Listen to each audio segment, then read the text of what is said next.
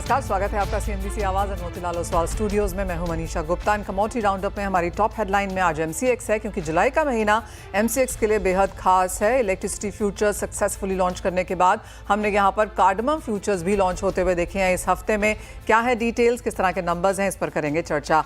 साथ ही बात करेंगे सोयाबीन की, जहां पर चीन से रिकॉर्ड इंपोर्ट होता हुआ नजर आ रहा है यहां पर, और चीन यूएस से इंपोर्ट कर रहा है। किस तरह से ये नंबर गेम इंडिया के लिए इंपैक्ट करती है खाने के तेलों के हिसाब से, इस पर होगी चर्चा।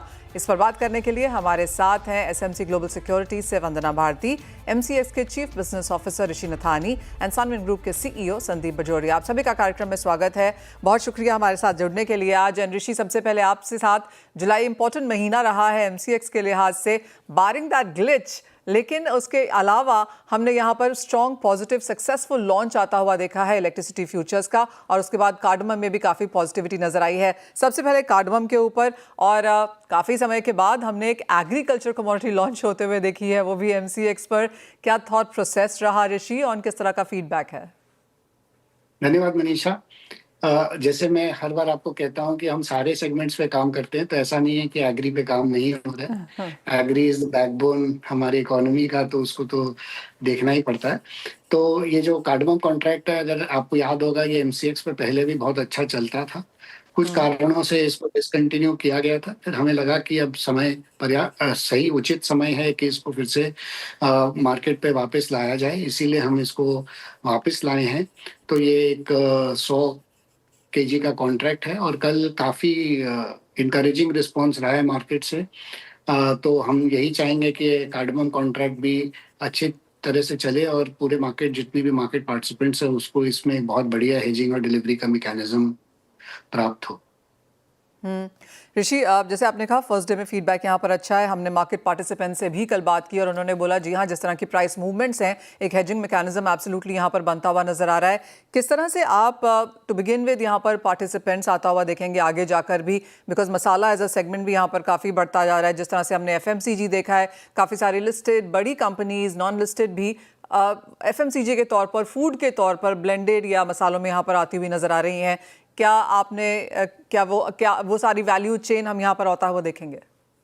जरूर, मैं तो यही आशा करूंगा कि जो एक्सपोर्टर हैं वो भी इसको अपने प्रोक्योरमेंट के लिए यूज करें, जो फार्मर्स हैं, जो ग्रोअर्स हैं, वो अपने प्राइस लॉक करने के लिए यूज करें, ट्रेडर्स भी अपने प्राइस वॉलेटिलिटी के लिए यूज करें। तो ओवरऑल सबके लिए ये एक फायदेमंद कॉन्ट्रैक्ट रहेगा। और चूंकि इसका पहले भी मार्केट में बढ़िया एक्सपीरियंस है, तो इसीलिए मैं नहीं समझता कि इसमें कोई भी अड़चन आएगी लोगों को समझने में, और इसमें सबका भागीदारी रहेगी, और मैं समझता हूँ ये कॉन्ट्रैक्ट फिर से अच्छी तरह चलेगा। ऋषि, क्योंकि आप हमारे साथ हैं, ऑफ कोर्स इलायची एंड कार्डमम तो एक चीज़ यहाँ पर है ही, लेकिन इलेक्ट्रिसिटी फ्यूचर्स भी यहाँ पर हमने काफ़ी अच्छे से आते हुए देखे हैं। हमारी जो ब्रोकरेज कम्युनिटी है उनसे भी बातचीत होती है, सभी काफ़ी लोग यहाँ पर बुलिश हैं कि this is the next thing happening यहाँ पर, क्योंकि इलेक्ट्रिसिटी सबसे बड़ा एक नया सेगमेंट यहाँ पर होने वाला है। अब क्योंकि इसको 2-3 हफ्ते यहाँ पर हो चुके हैं, किस तरह से यहाँ पर आपने पार्टिसिपेशन आता हुआ देखा है? बहुत इंकरेजिंग पार्टिसिपेशन देख रहे हैं हम, जो फिजिकल मार्केट वाले हैं उनसे भी, और जो रिटेल है वो भी, बाकी जो मेंबर्स हैं, तो काफ़ी ओवरऑल अच्छा पार्टिसिपेशन आया है। ये एक थोड़े अर्ली डेज हैं, क्योंकि यदि आप देखें, हमने लॉन्च जो किया था मिड जुलाई में किया था, अर्ली जुलाई में, और ये अगस्त का कॉन्ट्रैक्ट है। तो मैं आशा करता हूँ कि जैसे जैसे ये अगस्त का कॉन्ट्रैक्ट कंप्लीशन की तरफ जाएगा, इसमें और पार्टिसिपेशन बढ़ेगा, और एक पूरा साइकिल कंप्लीट हो जाए, एक सेटलमेंट हो जाए ना, तो लोगों को इसके पूरे मैकेनिक्स समझ में आ जाएंगे, क्योंकि एक 30 दिन के एवरेज पे कॉन्ट्रैक्ट करता है। तो एक बार उसको सबको इसका सेटलमेंट मैकेनिज्म की एक प्रैक्टिकल एक्सपीरियंस हो जाएगी, तो मेरे हिसाब से इसमें और भी अच्छा पार्टिसिपेशन उभर के आएगा। इलेक्ट्रिसिटी फ्यूचर्स एक ऐसी चीज़ है ऋषि, जहाँ पर आपका इमीडिएट कंपटीशन एनएसई में साथ ही है, साथ ही साथ दोनों ही जगह यहाँ पर आए हैं। कैसे देखते हैं उसे? देखिए मनीषा, ऐसा है कि हमें कॉन्ट्रैक्ट्स को बढ़ावा देना है, और यदि लोग मिल के इसमें चेष्टा कर रहे हैं, तो उसमें मैं कोई बुराई नहीं समझता। सबका साथ हो, सबका विकास हो। ऋषि, ऑफ कोर्स जुलाई यहाँ पर काफ़ी अच्छा गया, 2 इम्पोर्टेंट कॉन्ट्रैक्ट्स लॉन्च होते हुए हमने देखे हैं। अगस्त के लिए क्या प्लान्स हैं? देखिए, मैं जैसे आपको हर बार कहता हूँ कि कॉन्ट्रैक्ट पाइपलाइन काफ़ी रोबस्ट है, और ओके। आपको और भी कॉन्ट्रैक्ट दिखेंगे बहुत जल्दी, और भी आशा करता हूँ और भी कॉन्ट्रैक्ट आएँगे, और जैसे ही आएँगे आपके समक्ष मैं ज़रूर प्रस्तुत होऊँगा। Rishi, I take your point well. जैसे आपने कहा कि एमसीएक्स सभी सेगमेंट्स में यहाँ पर काम कर रहा है, चाहे वो नॉन एग्री है, एग्री में कार्डमम आता हुआ देखा, इलेक्ट्रिसिटी फ्यूचर्स ऑफ कोर्स से काफ़ी हटके यहाँ पर चीज़ है। जैसा मेरा और आपका एक्सपीरियंस रहा है, आप मुझे बताएंगे नहीं जब तक हम वो एक्चुअल लॉन्च होता हुआ नहीं देखेंगे, लेकिन कौन से सेगमेंट्स पे यहाँ पर काम किया जा रहा है? क्या एग्रीकल्चर अभी भी एक स्ट्रॉन्गर पुश है? देखिए, एग्रीकल्चर पे भी काम हो रहा है, बुलियन में भी काम हो रहा है, बेस मेटल्स में भी काम हो रहा है, और एनर्जी पे भी काम हो रहा है। तो ऐसा कोई सेगमेंट नहीं है जिस पे हम काम नहीं कर रहे हैं। अब वो समय, जैसे-जैसे समय आएगा, जैसे रेगुलेटरी अप्रूवल्स मिलेंगे और हमें लगेगा कि ये सही समय है उसको मार्केट में लाने को, तो हम ज़रूर लाएँगे। बट मैं ये आपको ज़रूर आश्वासन दे सकता हूँ कि एमसीएक्स एकदम तत्पर है कि और भी कॉन्ट्रैक्ट्स मार्केट में आएँ और ये मार्केट और भी ब्रॉडेन और वाइडन हो। ऋषि, हमने देखा है फ्यूचर्स तो ठीक ठाक चल ही रहा है। ठीक ठाक से मेरा मतलब है एक स्ट्रॉन्गर ग्रोथ वहाँ पर है ही। ऑप्शंस में हमने इवन स्ट्रॉन्गर नंबर्स यहाँ पर आते हुए देखे हैं।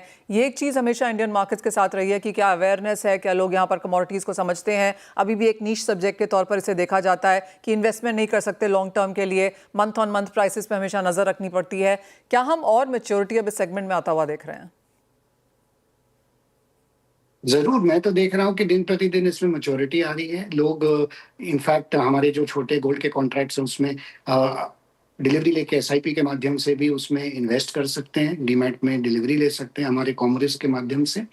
जहाँ तक लोगों का रुझान है कमोडिटीज़ के बारे में, काफ़ी लोग जो हैं इसके बारे में और समझ रहे हैं। इसमें मैं समझता हूँ एक्सचेंजेस का, ब्रोकिंग कम्युनिटी का, और बाकी जो भी कमोडिटीज़ से जुड़े हैं उनका सबका हाथ है ये अवेयरनेस फैलाने में। मैं तो यही समझता हूँ, ना सिर्फ आशा करता हूँ, बट मेरा ये दृढ़ विश्वास है कि कमोडिटी मार्केट्स में और भी भागीदारी बढ़ेगी, क्योंकि लोगों को इसमें समझ में आया है। जैसे आपने देखा होगा कि पिछले वर्ष में गोल्ड और सिल्वर में जो रिटर्न्स आए हैं वो हो सकता है इक्विटी में भी ना आए हों।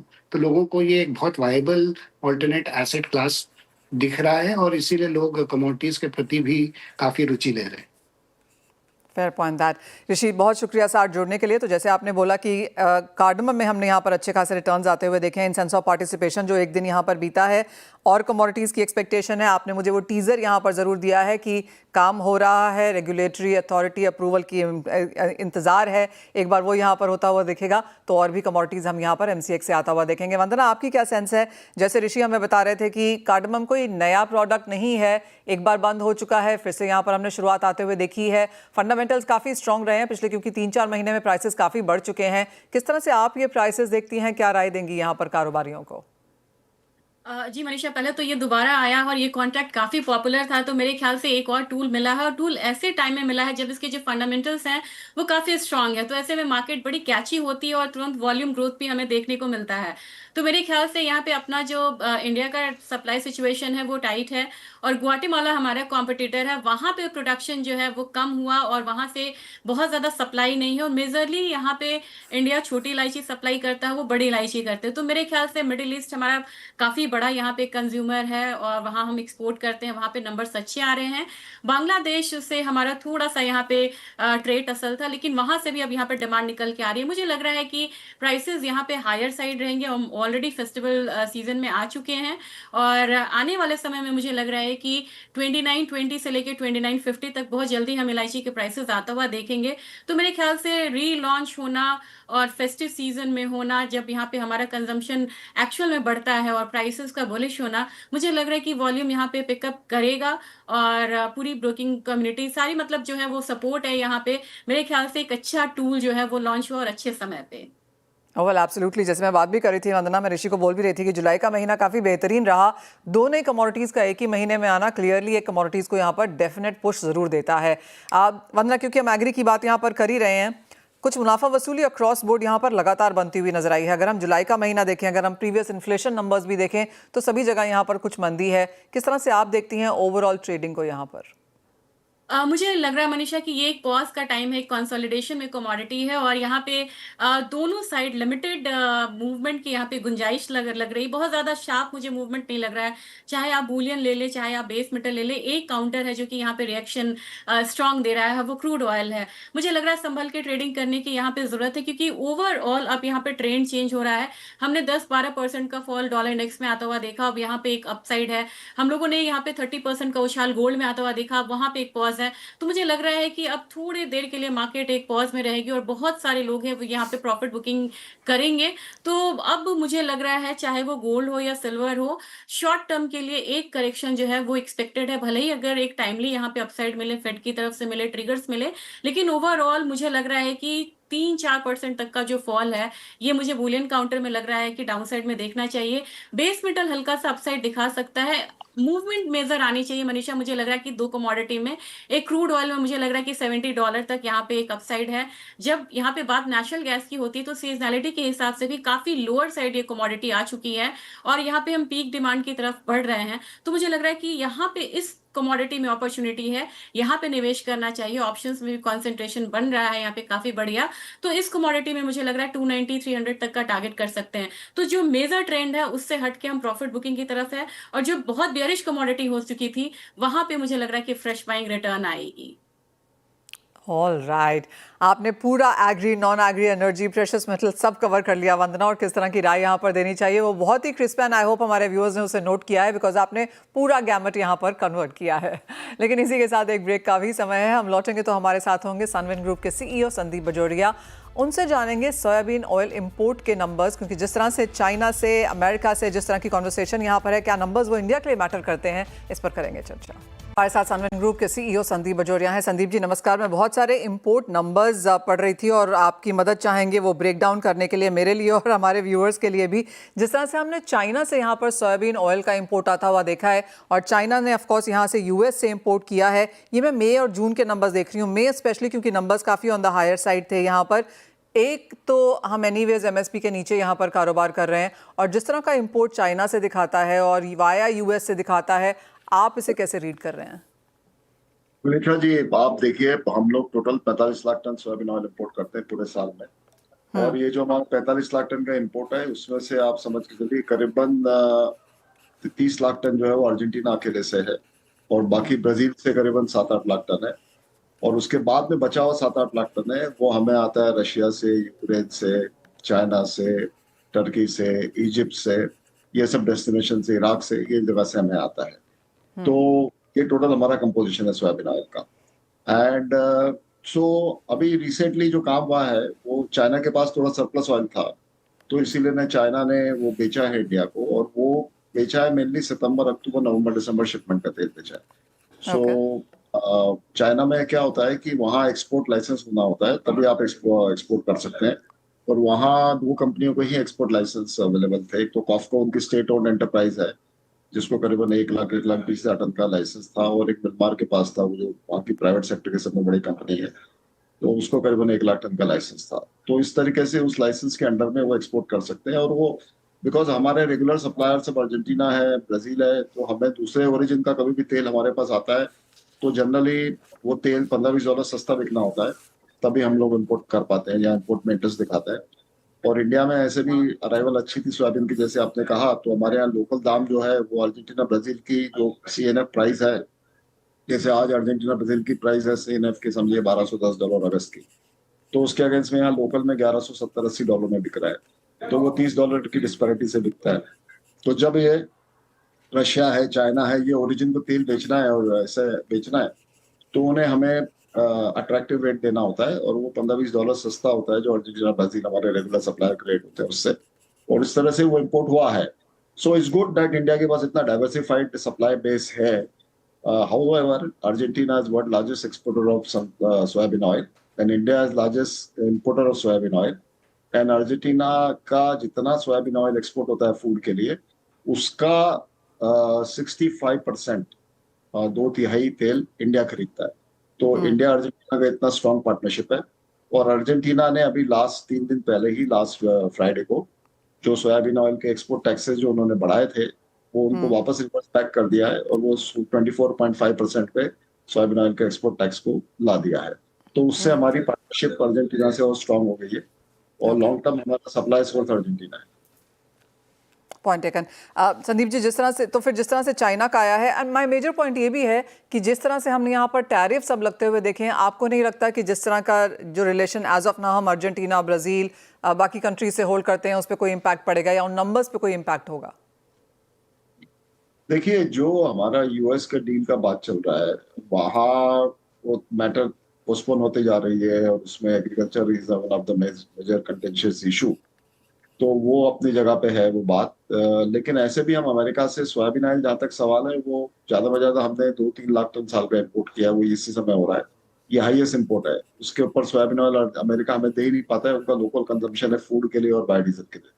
और अब तो अमेरिका ने जिस तरीके से 1 जनवरी 2026 से बायोडीजल के नए जो आरबीओस बनाए हैं 5.76 बिलियन गैलन्स के, उसको लगते हुए तो लगता है अमेरिका से सोयाबीन ऑयल एक्सपोर्ट होना ही कंप्लीट बंद हो जाएगा। तो वो कई लोकल भाव इतना ऊंचा होएगा कि वो एक्सपोर्ट कॉम्पिटिटिवनेस ही खत्म हो जाएगी उनके सोयाबीन ऑयल की, जहां तक सवाल है। तो वो हमें सोयाबीन ऑयल का तो वो बात नहीं है, मतलब इतना फिर भी अभी 2-3 लाख टन अमेरिका में एक्सपोर्ट कर सकता है सोयाबीन ऑयल, हम लेने को तैयार है। तो हम तो 45 लाख टन इम्पोर्ट करते हैं, उसमें कोई दिक्कत 2-3 लाख कोई बड़ी बात नहीं है। Just coming back to China, फिर संदीप जी, आपको लगता है ये जो हमने चाइना से डिस्काउंट पे भारत में खाने का तेल आता हुआ देखा है, ये एक एबरेशन है और आप इसको एक रेगुलर पैटर्न मान के नहीं चल रहे हैं? नहीं, इसमें क्या होता है, जैसे अर्जेंटीना हमारा मेन सोर्स है, ब्राजील सेकंड सोर्स है, उसके बाद जो भी हमारे दूसरे ओरिजिन है, रशिया, यूक्रेन है, चाइना है, तुम्हारा इराक है, फिर इजिप्ट है, ये सब जगह से जब तेल का ऑफर आता है तो उन लोगों को ज्यादा कॉम्पिटिटिव होना पड़ता है हमारे रेगुलर सप्लायर से। तो वो एक नेचुरल फिनोमेना है कि जब नया रेगुलर कोई सप्लायर नहीं है और उसको बीच में ही आया है, 2-4 महीने ही तेल बेचना है और फिर जाना है उसको, तो उसका तेल तो लोग थोड़ा सस्ता मांगेंगे ना। तो हमने उस हिसाब से, इंडिया ने स्मार्टली उस तरह से बाय किया उस तेल को। So it's a good, as a country we are benefiting multiple sources and better price. Sandeep ji, final सवाल देन, किस तरह से आगे जाता हुआ डिमांड आप देखते हैं फिर, क्योंकि हमने इंपोर्ट्स ऑलरेडी यहाँ पर बढ़ते हुए देखे हैं और जिस तरह से हम फेस्टिवल सीजन में जा रहे हैं, माना यही जा रहा है कि हम वो नंबर्स बढ़ता हुआ देखेंगे, including palm, including soya and sun, जैसे आपने कहा। क्या रेशियो अब, क्योंकि जुलाई ऑलमोस्ट खत्म होने लगा है, अगर कोई नंबर्स इंडिकेशन आप यहाँ पर दे सकें, और अगस्त, सितंबर, अक्टूबर, ये 3 महीने काफ़ी इंपॉर्टेंट होने वाले हैं, यहाँ पर क्या सेंस है? मनीषा जी, आपने सही कहा, ये 3 महीने जहाँ डोमेस्टिक क्रॉप कम हो जाता है, उसकी अवेलेबिलिटी कम हो जाती है और फेस्टिवल का फुल टाइम होता है, जैसे दीपावली 20 अक्टूबर की है, तो ये हमारे लिए ये 4 महीने बहुत इंपॉर्टेंट है। और अभी हमारा जैसे नंबर, हमारी जो कंपनी संबिल ने एस्टिमेट किया, अभी जुलाई में इंपोर्ट का नंबर करीबन 15 लाख टन होगा। सो प्रोडक्ट बहुत अच्छा है। 15 लाख टन में से करीबन 9 लाख टन पाम होगा, आप समझ के चलिए, और 4 लाख टन सोयाबीन ऑयल है और 2,20,000 टन सनफ्लावर ऑयल है। तो ये जुलाई में आएगा। अगस्त सितंबर में भी मुझे लग रहा है करीबन 15 लाख ±50,000 टन ये आएगा। अक्टूबर में थोड़ा कम हो जाएगा, बिकॉज अक्टूबर में हमारा नया क्रॉप वापस हार्वेस्ट होना शुरू होता है, तो अक्टूबर का इम्पोर्ट हमारा शायद 13-13.5 आएगा। तो हम एक अच्छी क्वांटिटी में, जो अभी जरूरत है उसके हिसाब से इम्पोर्ट कर रहे हैं, ना ओवर कर रहे हैं ना अंडर कर रहे हैं। तो I think that is a right way, एक बैलेंसिंग एक्ट हो रहा है। और आई थिंक देश के हर कोने में इनफ सप्लाई है वेज ऑयल की, हर तरह का तेल अवेलेबल है, सोयाबीन अवेलेबल है, सनफ्लावर अवेलेबल है, पामोलिन अवेलेबल है, जहां तक इम्पोर्टेड का सवाल है। और डोमेस्टिक तेल कम हो गए हैं, अभी इनकी अवेलेबिलिटी कम हो गई, लेकिन वो भी अवेलेबल है, जैसे रेपसीड सरसों है, उसके बाद में कुछ ग्राउंडनट है, कुछ कॉटन सीड है, ये भी अवेलेबल है। लेकिन सोयाबीन है, इनकी मात्रा लेकिन कम है, बिकॉज अभी ऑफ सीजन हो गया डोमेस्टिक, तो इसीलिए इम्पोर्ट स्टेप अप हो गया। जो हमारा इम्पोर्ट पहले जनवरी से अप्रैल में 9 लाख टन हर महीने का आता था, वो अभी हम 15 लाख टन हर महीने मंगा रहे हैं, ऑफ सीजन को देख के। तो अच्छी तरह से बैलेंसिंग हो रहा है। आई थिंक हमारी इंडस्ट्री जो है वो अभी मैच्योर हो गई है और वो थोड़ा समझने लग गई है कि जैसे इंडस्ट्री में भी कहाँ ओवर नहीं करें हम, और हम ऐसा भी नहीं, कंज्यूमर का ख्याल रखें और देश में सप्लाई पूरी बरकरार रखें। और गवर्नमेंट भी इसमें साथ दे रही है, गवर्नमेंट भी हर जी हाँ, तो बातों पे गौर करती है। एक फाइनल क्वेश्चन मैं स्क्वीज इन करूंगी, बहुत क्विक सा, संदीप जी। काफी सारे खाने के तेल हम इंपोर्ट करते हैं, ऑफ कोर्स इंडिया भी यहाँ पर काफी ज्यादा उगाता है, राइस ब्रान है, कपासिया तेल है वगैरह है, लेकिन एक नई मार्केट यहाँ पर है, जैसे ऑलिव ऑयल है, सेसमे ऑयल है, एवोकाडो ऑयल है, ये सारे नए ऑयल्स अब हम शेल्फ पे आता हुआ देखते हैं। ऑफ कोर्स इसका परसेंटेज कैटेगरी काफी कम होगा, लेकिन ये एक और शेल्फ स्पेस है जो हमने बनते हुए देखी है। Yes, Manisha ji, I would call them as exotic oil or lifestyle oil. So definitely जो हायर एंड के कंज्यूमर्स है, they would like to go for olive oil, avocado oil, and all these kind of oils, flaxseed oil, because there are certain health benefits in that. But these are very costly oils, and उनका application एक particular चीज में होता है. जैसे olive oil is good for salad. You cannot use olive oil for frying purposes or deep frying purposes. Deep frying purposes के लिए आपके लिए तो best oil in the world में refined cottonseed oil है. और अभी इस वीकेंड पे हम विजयवाड़ा में cottonseed oil पे बहुत बड़ा सेमिनार कर रहे हैं. देश में आपको भी हमने इनवाइट किया, आप भी एक पैनल डिस्कशन मॉडरेट कर रही है. तो आई थिंक इस हमारे देश में इस तरह के तेल जो लोकल तेल बनते हैं उसका भी अच्छा प्रेफरेंस है और उसकी क्वालिटीज बहुत अच्छी है. गुजरात में तो इसको कपासिया तेल करके जाना जाता है और ग्राउंडनट ऑयल के बाद कपासिया तेल is the second most preferred oil for frying and deep fry. तो हर ऑयल का अपना एक पर्पज है, उसको वैसा यूज करना चाहिए. न्यूट्रिशन पॉइंट ऑफ व्यू से यदि ऑडियंस सुनना चाहे तो मेरा कहना है कि 3-4 तरह के तेल हमको यूज करना चाहिए. एक पर्टिकुलर ऑयल नहीं यूज करना चाहिए सब चीज में. नहीं करना चाहिए जी. हाँ, सलाद सैलेड के लिए अलग दूसरा, सैलेड के लिए दूसरा, कुकिंग के लिए दूसरा और तलने के लिए यस यस. और फ्राइंग के लिए आप राइस पान करें, इस तरह सनफ्लावर करें, इस तरीके से मतलब 3-4 ऑयल का मिक्स होता है ना. That is the right mix for a human body. That is what all the absolutely. Sandeep ji बहुत शुक्रिया साथ जुड़ने के लिए और काफ़ी सारी चीज़ों पे आज हमको और हमारे दर्शकों को अवगत भी कराने के लिए. इसी के साथ एक ब्रेक का समय है, मुझे भी दीजिए इजाज़त. हम बात करेंगे इक्विटीज़ पर इस ब्रेक के बाद.